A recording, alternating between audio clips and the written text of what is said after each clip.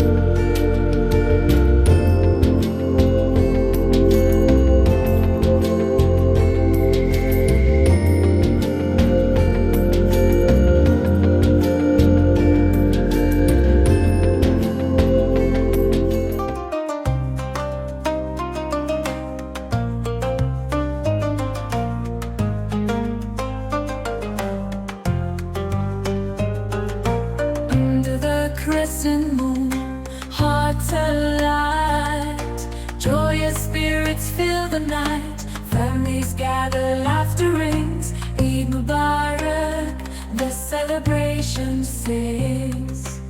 Eid Mubarak, oh blessed day, in unity we come to pray, love and kindness, peace we share, in this moment beyond compare.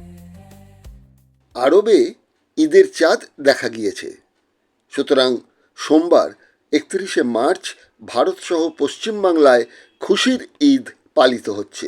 মুসলমান ধর্মবিশ্বাসীদের কাছে এক পবিত্র দিন এই ঈদ। তার আগে নির্জলা সেই সূর্যোদয় থেকে সূর্যাস্ত খাদ্যগ্রহণ না করে যে ক্লিচ্ছ সাধন, এ এক পবিত্র অনুভূতি। পবিত্র এই ঈদের দিনে আমরা বরং চলুন দেখি এই উৎসব পালনের শুরুর সেদিনের কথা। ইতিহাস বলছে আরবি ঈদ শব্দের অর্থ উদযাপন, মোবারক শব্দের অর্থ ধন্য। এ এক মানবিক ঐতিহ্য হিসেবে দেখা যেতেই পারে। লক্ষ্য করলে দেখব হিন্দু বাঙালি বিজয়া দশমীতে যে কোলাকুলি করে মানব মৈত্রীর প্রতীকী পালন করতেন, আজ আর তা করেন না। কিন্তু বাঙালি মুসলিম সম্প্রদায়ের মানুষ ধর্মের অনুশাসনে কঠোর হলেও এই প্রথাটি কিন্তু এখনো টিকিয়ে রেখেছেন। এবার দেখি চলুন ঈদ শুরু হয় কবে, সেই তথ্যেই চোখ রাখব। সময়টা 622 খ্রিস্টাব্দ।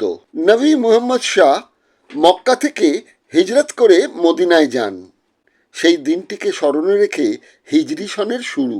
তবে আনুষ্ঠানিকভাবে হিজরি সালের গণনা শুরু হয়েছিল আরও 17 বছর পর। তখন খলিফা ছিলেন উমর। খলিফা শব্দের অর্থ উত্তরাধিকারী প্রতিনিধি।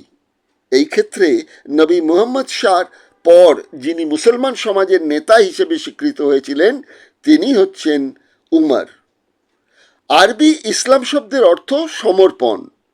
কার কাছে সমর্পণ? সর্বশক্তিমান ঈশ্বর যিনি আল্লাহ নামে পরিচিত, তার কাছে সমর্পণ। যাদের কাছে এই ঈদ পালনের ইতিহাস বিষয়টি স্পষ্ট নয়, তাদের জন্যই আজকের এই পর্ব। মক্কা থেকে মদিনার দূরত্ব 423 কিলোমিটার। ধরা যেতে পারে কলকাতা থেকে ভুবনেশ্বরের দূরত্ব 440 কিলোমিটারের মতন, এর কাছাকাছি। নবী মুহাম্মদ শাহ যখন মদিনায় পৌঁছলেন মক্কা থেকে, দেখলেন মদিনার মানুষ বছরে দুটি বড় উৎসবে মেতে ওঠেন। তিনি কৌতূহলী হয়ে জানতে চান এই উৎসব দুটির তাৎপর্য কী। উৎসব দুটি ছিল নওরোজ আর মিহিরজান। একটি উৎসব হতো শরৎকালে আর একটি বসন্তকালে, অর্থাৎ দুটি উৎসবই ছিল ঋতুবন্দনার উৎসব। সেই সময় আরবের মানুষ এবং অবশ্যই মদিনার মানুষ তাদের ধর্মীয় নেতা জেরথ্রুসের ধর্মীয় রীতিতে এইভাবেই ঋতুবন্দনা করতেন।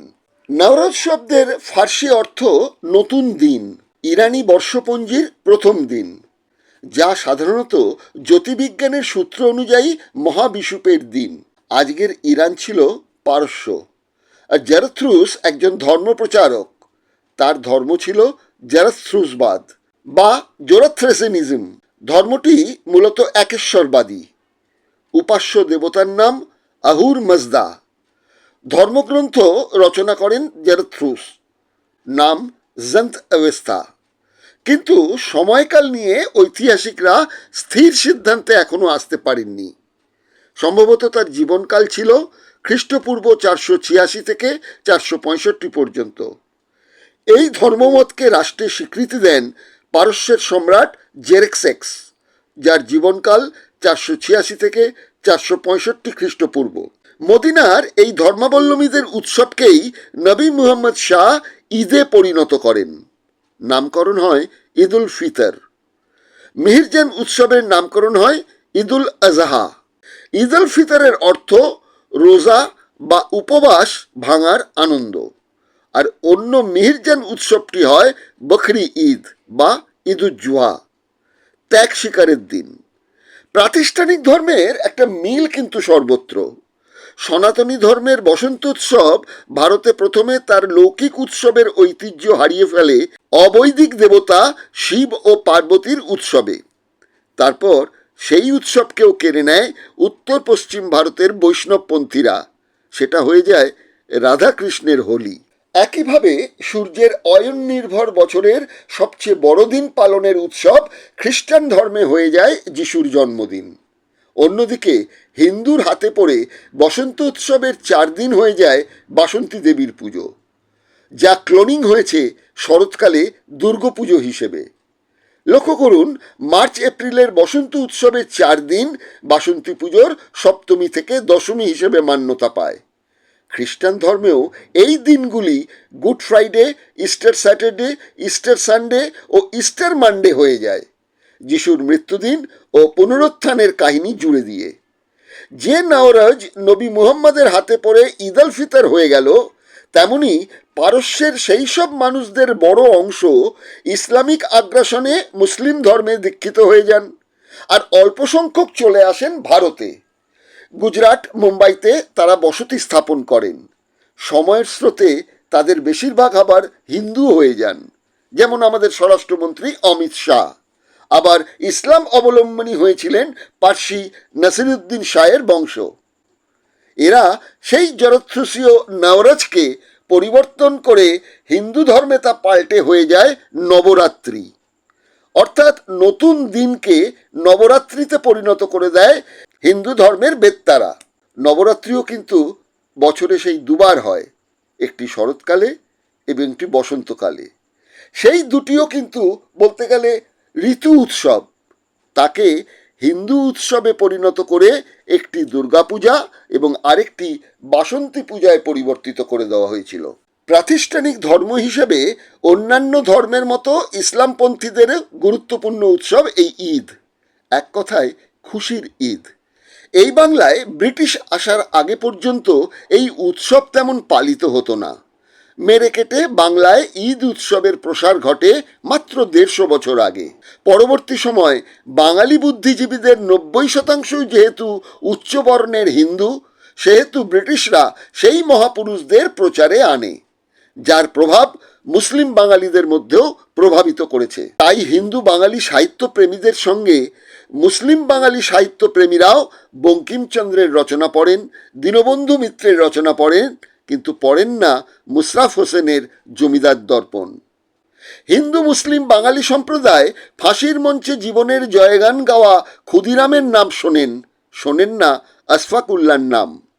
বলতে বাধা নেই, বাঙালি মুসলিম বঞ্চিত বলে মুসলিম ও বাম ডান বিভিন্ন রাজনৈতিক নেতৃত্ব, সর্বোপরি রাজ্যের শাসক দল পর্যন্ত কেন্দ্রের ওপর যতটা দোষারোপ করেন, তার 10% সময় যদি নিজেদের আত্মসমালোচনায় সময় দিয়ে ভাবতেন যে বাঙালি মুসলিমদের জন্য তারা কি করেছেন, খালি ধর্মীয় উৎসব কতটা নিষ্ঠার সঙ্গে পালন করছেন বাঙালি মুসলিম সম্প্রদায়, সেটাই লক্ষ্য রেখেছেন। এই প্রসঙ্গে মনে পড়ে যাচ্ছে কাজী নজরুল ইসলামের কৃষকের ঈদ কবিতাটি। শুনুন তারই একটু নির্বাচিত শেষাংশ। নামাজ পড়েছো কোরআন, রোজাও রেখেছো জানি, হায় তোতা পাখি শক্তি দিতে কি পেরেছো একটুখানি? ফল বহিয়াছ পাওনি কো রস, হায় রে ফলের ঝুড়ি, লক্ষ বছর ঝর্ণায় ডুবে রস পায় না কো নুড়ি। আল্লাহ তত্ত্ব জেনেছ কি যিনি সর্বশক্তিমান, শক্তি পেল না জীবনে যে জন সে নহে মুসলমান। ইমান ইমান বল রাত দিন, ইমান কি এত সোজা, ইমানদার হইয়া কি কেহ বহে শয়তানি বোঝা।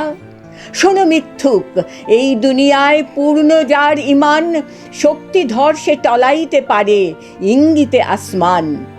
আল্লাহর নাম লইয়াছ শুধু, বোঝনি কো আল্লাহরে, নিজে যে অন্ধ সে কি অন্যেরে আলোকে লইতে পারে? নিজে যে স্বাধীন হইল না সে স্বাধীনতা দেবে কাকে? মধু দেবে সে কি মানুষে যাহার মধু নাই মৌচাকে? কোথা সে শক্তি সিদ্ধ ইমাম প্রতি পদাঘাতে যার, আবে জমজম শক্তি উৎস বাহিরায় অনিবার। আপনি শক্তি লভেনি যে জন, হায় সে শক্তিহীন হয়েছে ইমাম, তাহারি খোতবা শুনিতেছি নিশিদিন। দিন কাঙালের ঘরে ঘরে আজ দেবে যে নবতাগিদ, কোথা সে মহান শক্তি সাধক আনিবে যে পুনঃঈদ। ছিনিয়া আনিবে আসমান থেকে ঈদের চাঁদের হাসি, ফুরাবে না কভু যে হাসি জীবনে কখনো হবে না বাসি। সমাধির মাঝে গণিতেছে দিন, আসিবেন তিনি কবে, রোজা ইফতার করিব সকলে, সেই দিন ঈদ হবে।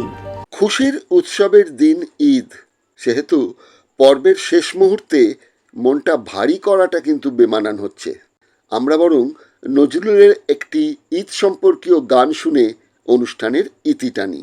নমস্কার, ঈদ মোবারক।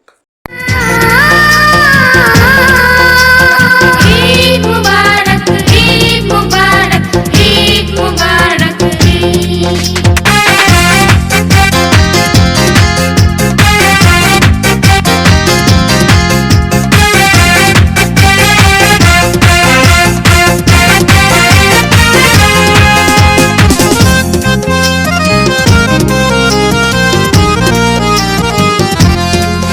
মোর রমজানের ওই রোজার শেষে এলো খুশির ঈদ, মোর রমজানের ওই রোজার শেষে এলো খুশির ঈদ। তুই আপনাকে আজ বিলিয়ে দিশাম আসমানি তাকিদ, মোর রমজানের ওই রোজার শেষে এলো খুশির ঈদ।